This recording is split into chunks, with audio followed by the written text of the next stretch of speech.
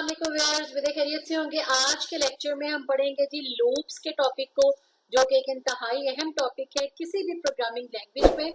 और हम स्क्रैच के अंदर आज हम लूप्स पढ़ेंगे। लूप्स क्या होती हैं, किस लिए यूज होती हैं और कितनी टाइप्स की लूप्स होती हैं, और उसका प्रैक्टिकल भी हम इम्प्लीमेंट करेंगे कि प्रैक्टिकली उसको कैसे इम्प्लीमेंट किया जाता है। तो हमें नए हैं तो चैनल को सब्सक्राइब कर लें, बेल आइकन जरूर प्रेस कीजिएगा ऑल नोटिफिकेशंस के ऊपर, ताकि आपको हमारी आने वाली हर नई वीडियो सबसे पहले मिले। इसके अलावा भी आप प्रोग्रामिंग लैंग्वेज सी लैंग्वेज है, GW बेसिक है, वो आप हमारे चैनल की प्लेलिस्ट से जो है वो जाके देख सकते हैं। उसकी तमाम फुल कोर्स उसके ऊपर अवेलेबल है। और अब हम ये स्क्रैच का जो है वो करा रहे हैं, जो कि किड्स की प्रोग्रामिंग में भी इंतहाई अहमियत का हामिल है। उसके अलावा 8th क्लास की कंप्यूटर की जो बुक है उसमें भी चैप्टर नंबर 6 के नाम से ये ऐड है, जिसमें बच्चे जो है वो गेम्स बनाना सीखेंगे। और स्क्रैच की प्रोग्रामिंग के तमाम लेक्चर्स जो है वो बिफोर गेमिंग जो है वो अपलोड हो चुके हैं, और उसके बाद हम गेम्स जो है वो इसके अंदर बनाएंगे इंशाल्लाह। और स्टार्ट करते हैं आज की वीडियो। लूप्स जो है वो बेसिकली किसी भी चीज की रेपिटिशन के लिए जो है वो इस्तेमाल होती है किसी भी प्रोग्रामिंग लैंग्वेज के अंदर। जैसे अगर आप किसी भी स्टेटमेंट को रिपीट कराना चाह रहे हैं, किसी भी एक्शन को रिपीट कराना चाह रहे हैं, फॉर एग्जाम्पल ये अगर आप कहते हैं कि जी 10 कदम चले, फिर उसके बाद फिर 10 कदम चले, फिर 10 कदम चले, तो आप इसको रिपीट करा रहे होंगे 3 टाइम्स, तो आप इसके ऊपर लूप लगा के बजाय इसके कि आप 3 टाइम्स उसको मूव कराने का स्टेटमेंट लिखें, आप इसके ऊपर लूप लगा देंगे और स्टेटमेंट आप लिखेंगे 1 टाइम। इस तरह से लूप जो है वो इम्प्लीमेंट हो जाए। तो पर्पस क्या हुआ कि मेनी टाइम्स अगर आपने किसी एक चीज को, एक स्टेटमेंट को रिपीट करना है, तो आप उसके लिए लूप का इस्तेमाल करते हैं। तो सबसे पहले हम देखते हैं कि जो लूप आप कहाँ से, ये साइड पे आप आ जाए इन एलिमेंट्स के अंदर। तो इन एलिमेंट्स में से इवेंट्स को जब आप क्लिक करेंगे, इवेंट्स के नीचे कंट्रोल है, कंट्रोल को क्लिक करेंगे तो इसमें देखें एक आपको नजर आएगा फॉरएवर का ब्लॉक, ये इसकी फर्स्ट टाइप है। और एक आपको इसमें नजर आता है जी रिपीट का ब्लॉक, ये भी लूप की टाइप है। ये तमाम हम इसको आपको प्रैक्टिकली इंप्लीमेंट करके दिखाएंगे, तो वीडियो में तक हमारे साथ रहिएगा। एक इसकी टाइप है जी रिपीट अंटिल। इन सब का जो है वो डिफरेंट थोड़ा सा क्राइटेरिया है, उसको हम बारी बारी डिस्कस करेंगे। अभी फिलहाल जो है वो मैं इन दो को जो है वो डिलीट कर देती हूँ। हम लेते हैं फॉरएवर ब्लॉक। फॉरएवर ब्लॉक किस तरीके से यूज होता है? फॉरएवर का मतलब है कि ये रिपीटेडली जो है वो चलता रहे अनटिल अनलेस कि हम अपने प्रोग्राम को यहाँ से स्टॉप ना कर दें, राइट। तो फॉरएवर का हम ये ब्लॉक लगा लेते हैं और इसके अंदर हम यहाँ से लगाते हैं लूप्स। हम कहते हैं कि जी ये हमारा जो स्प्राइट है, दिस वन, ये स्प्राइट हमारा क्या कहे, हेलो कहे फॉरएवर, ठीक है जी फॉरएवर। और इसके ऊपर हम ये लगा लेते हैं कंट्रोल में जाके, इवेंट्स में जाके हम लगाते हैं व्हेन फ्लैग क्लिक्ड, ठीक है जी। ये हमारा एक कोड ऑफ ब्लॉक बन गया। हमने कहा कि जब हम फ्लैग को क्लिक करें तो फॉरएवर जो है वो ब्लॉक चलना स्टार्ट हो जाए, और वो क्या करे कि हमारा जो स्प्राइट है वो से हेलो कहे। तो इस साइड पे आ जाए हम, ये हमारा फ्लैग है, इसको मैं जब क्लिक करूंगी तो ये हेलो जो है वो कहेगा। ये देखेंगे मैंने क्लिक किया, ये इसने हेलो कहा, फिर जो है ये अब फॉरएवर जो है इसके ऊपर लूप चल गई और ये हेलो अब कॉन्टिन्यूसली जो है ये कहे जा रहा है। अब हम देखते हैं इसका दूसरा ब्लॉक। दूसरा ब्लॉक मैंने आपको बताया था रिपीट वाला, ठीक है जी। रिपीट वाला ब्लॉक यहाँ आ जाए कंट्रोल के ऊपर, ये रिपीट आ गया। ये वाला ब्लॉक जब हम लेंगे इसके ऊपर भी मैं इवेंट लगा लेती हूँ व्हेन फ्लैग क्लिक, और इसके अंदर मैंने स्टेटमेंट कौन सी लगाई, ये 10 यहाँ लिखा हुआ है। आप इसको क्लिक करेंगे तो ये एडिटेबल हो जाएगा। यहाँ पे आप लिखते हैं 3, लिखते हैं 3 टाइम्स रिपीट, 3 टाइम्स। रिपीट वाला ब्लॉक उस केस में लगता है जहां आपको नंबर ऑफ रेपिटेशन का ऑलरेडी पता होता है कि आपने इतने नंबर ऑफ टाइम्स जो है चलानी है, अपनी उन स्टेटमेंट्स को रिपीट करना है। तो यहाँ मैंने 3 लिख दिया। आपको जितनी ज़रूरत है 10, 20, 100 जितनी टाइम्स भी ज़रूरत है रिपीट करने की, आप वो यहाँ पे नंबर चेंज कर सकते हैं। इससे ज़्यादा स्टेटमेंट्स को रिपीट कराना है तो आप एक से ज़्यादा स्टेटमेंट भी लिख सकते हैं। पहले मैंने यहाँ पे ये से हेलो लिखा, अब मैं यहाँ पे इसमें ऐड कर देती हूँ थिंक हूँ, ठीक है जी। तो ये दोनों स्टेटमेंट्स को 5 टाइम्स जो है ये रिपीट कराएगा हमारी रिपीट की लूप। तीसरा हमारा इसके पास वेरिएशन कौन सी है जी, रिपीट अंटिल की। वापस मैं कंट्रोल में आई और ये रिपीट अंटिल वाला ब्लॉक मैंने ले लिया। इसको मैंने कर दिया डिलीट इस ब्लॉक को, और इसको मैं ले आई इसके साथ when flag clicked repeat until. अब इसमें रिपीट वाली लूप कब तक चलेगी, जब तक हमारी अनटिल की कंडीशन जो है वो ट्रू नहीं हो जाती, यानी जितनी दफा वो ये कंडीशन हमारी फॉल्स होगी उतने टाइम हमारा ये जो भी हम इसके ऊपर स्प्राइट के ऊपर कहेंगे, जो स्टेटमेंट लगाएंगे, इसको मूव कराना है, इसको कोई चीज कहलवानी है, हेलो कराना है या जंपिंग करवानी है, तो वो सारे जब तक वो हम यहाँ जो भी कंडीशन लगाएंगे, अब कंडीशंस हम कहाँ से लेंगे, कंडीशंस हम लेते हैं ये सेंसिंग से ले लेते हैं, और यहाँ से हम लेते हैं जी टच माउस पॉइंटर ले लेते हैं ये। अच्छा, इस पे मैंने लगाया रिपीट अंटिल टचिंग, इसको मैं कर देती हूँ जी एज। ठीक है, एज का क्या मतलब है कि ये जो आपको विंडो नजर आ रही है, ये विंडो इसके एज के साथ, और यहाँ पे मैं मोशन में जाके और ये मूव का इसके साथ से हेलो करे और मूव करे।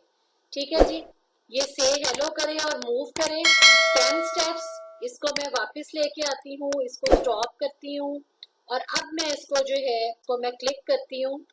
अब हमारा ये कोड क्या करेगा कि जब मैं फ्लैग को क्लिक करूंगी तो ये रिपीट करेगा इन दो स्टेटमेंट्स को, तब तक रिपीट करेगा जब तक हमारा अनटिल ये एज को टच नहीं हो जाता। जैसे ही एज को टच करेगा तो ये हेलो करना और मूव करना जो है वो स्टॉप हो जाएगा। तो अब मैं ये इसको मैंने क्लिक किया तो ये देखें इसने हेलो कहा, और जैसे ही इसने टच किया तो हेलो जो है उसने स्टॉप कर दिया। ठीक है जी, इसको मैं दोबारा स्टॉप करके दोबारा मैं आपको इसको दिखाती हूँ। अब आपने नोट करना है इसको, ये मैंने क्लिक किया, ये देखें ये जैसे ही उसके साथ टच होता है तो वो हेलो यहाँ से गायब हो जाता है। ठीक है जी, और इसकी मोशन भी रुक जाती है। अब ये रिपीट लूप का क्या असर पड़ा अगर हम बगैर लूप के इसके करेंगे। देखें इसको मैं साइड पे करती हूँ, ये मैं फ्लैग के नीचे में ले आई मूव 10, राइट। अब ये देखें यहाँ भी मूव 10 स्टेप्स था, यहाँ भी मूव 10 स्टेप्स है, लेकिन ये मूव 10 स्टेप्स जो है ये लूप के अंदर था, ये विदाउट लूप है। अब मैं इसको स्टॉप करूं और इसको मैं स्टार्ट पे ले आऊं, और इसको अब देखें अब हमारा ये कोड चलेगा। जब मैं इसको फ्लैग को क्लिक करूंगी तो ये सिर्फ और सिर्फ 10 स्टेप्स जो है वो मूव करेगा और फिर रुक जाएगा। ये देखें ये 10 स्टेप मूव किया रुक गया, फिर मैंने क्लिक किया 10 स्टेप मूव किया रुक गया, यानी ये सिर्फ 10 स्टेप करता है ये, क्योंकि विदाउट लूप है तो इसने जस्ट 10 स्टेप करके रुक जाना है। लेकिन जब यही चीज हम इसके ऊपर करते हैं, इसको मैंने साइड पे किया, इसको मैं यहाँ ले आई दोबारा, अब क्या होगा, अब मैं इसको जब चलाऊंगी, अब ये 10 स्टेप्स मूव करता करता यहाँ पे आ जाएगा, या मैं इसको अब ये सिर्फ 10 कदम मूव करके रुकेगा नहीं, बल्कि एज तक इसने जाना है। ये देखिए ये एज तक गया, और जब एज पे गया, जब एज को टच किया तो तब वो जो है कंडीशन हमारी ट्रू हो गई, तो ये हमारा जो है वो लूप जो है वो रुक गया। अब हम देखते हैं नेस्टिंग ऑफ द लूप्स का क्या प्रोसीजर होता है। नेस्ट का मतलब होता है घोंसला, और लूप नेस्टिंग का क्या मतलब है कि एक लूप के अंदर, यानी इसको डिफाइन हम कैसे करते हैं, loop with in the loop is called nested loop. ठीक है जी, जब एक दूसरे के अंदर लूप्स काम कर रही होती हैं तो वो एक नेस्ट यानी घोंसला बना लेती हैं, उसको हम कहते हैं लूप नेस्टिंग। तो वो किस तरीके से काम करती है, ये मैंने लिया जी रिपीट वाला बॉक्स। ठीक है, ये मैंने फ्लैग के ऊपर लगाया, इसको मैं डिलीट कर दूं, और उसके बाद जो है ये भी मैं बाहर निकाल दूं। ये देखें फ्लैग के ऊपर क्लिक करने पे ये मैंने रिपीट लगाया 2 टाइम्स। अब ये एक लूप है, इसके अंदर मैं एक और लूप लगा देती हूँ, ये क्या आ गया, loop with in the loop is called nested. अब ये नेस्टेड लूप जो है वो बन गई है, यानी एक लूप के अंदर दूसरी लूप। अब जैसे इसकी एग्जांपल जो है वो बहुत बेहतरीन है, ब्रैकेट्स जो आप यूज करते हैं, सबसे बड़ी जो जिसको स्क्वायर ब्रैकेट बोला जाता है, इसका मैं साइज जो है इंक्रीज कर लूं, यहाँ से मैं कर देती हूँ जी 36।